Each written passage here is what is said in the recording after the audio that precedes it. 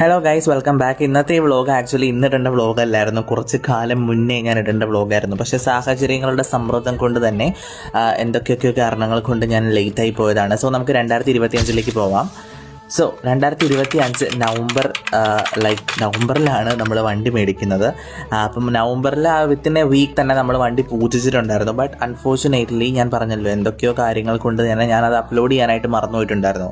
So this is a time, എല്ലാത്തിനും അതിൻ്റേതായ സമയമുണ്ടെന്ന് പറയുന്നത് പോലെ ഇപ്പോൾ ഓൾമോസ്റ്റ് ഏപ്രിൽ തീരാറായപ്പോഴാണ് എനിക്ക് ബോധോദയം ഉണ്ടാകുന്നത് ഞാൻ ഈ വീഡിയോ ഇട്ടിട്ടില്ല എന്നുള്ളത്. അപ്പോൾ പറഞ്ഞു വന്നത് വേറൊന്നുമല്ല, ഇന്നത്തെ വ്ളോഗിലെ വിശേഷങ്ങൾ എന്ന് പറഞ്ഞാൽ വണ്ടി പൂജിക്കുന്നതുമായി ബന്ധപ്പെട്ട കാര്യങ്ങളൊക്കെയാണ്. സോ നമ്മുടെ വണ്ടി വന്നിട്ട് മാരുതി സുസുക്കിയുടെ ഡിസയറിൻ്റെ ലേറ്റസ്റ്റ് മോഡലായിരുന്നു.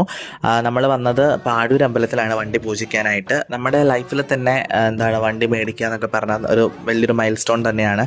ആൻഡ് നമ്മളെ സംബന്ധിച്ചിടത്തോളം ഒരിക്കലും ഈ ഒരു ഇയറിൽ നമ്മൾ വണ്ടി മേടിക്കും, 2025 വണ്ടി മേടിക്കുമെന്ന് നമ്മൾ ഒരിക്കലും വിചാരിച്ചിട്ടുണ്ടായിരുന്നില്ല. ആൻഡ് അൺഎക്സ്പെക്റ്റഡ് ആയിട്ട് നടന്ന വളരെ മനോഹരമായിട്ടുള്ളൊരു കാര്യമായിരുന്നു കഴിഞ്ഞ വർഷത്തെ ഒരു ഈ വണ്ടി മേടിച്ചതെന്ന് പറഞ്ഞാൽ. അങ്ങനെ നമ്മൾ വണ്ടി പൂജിച്ചതിന് ശേഷം നമ്മൾ ഫുഡ് കഴിക്കാൻ വേണ്ടി വന്നിട്ടുണ്ടായിരുന്നു.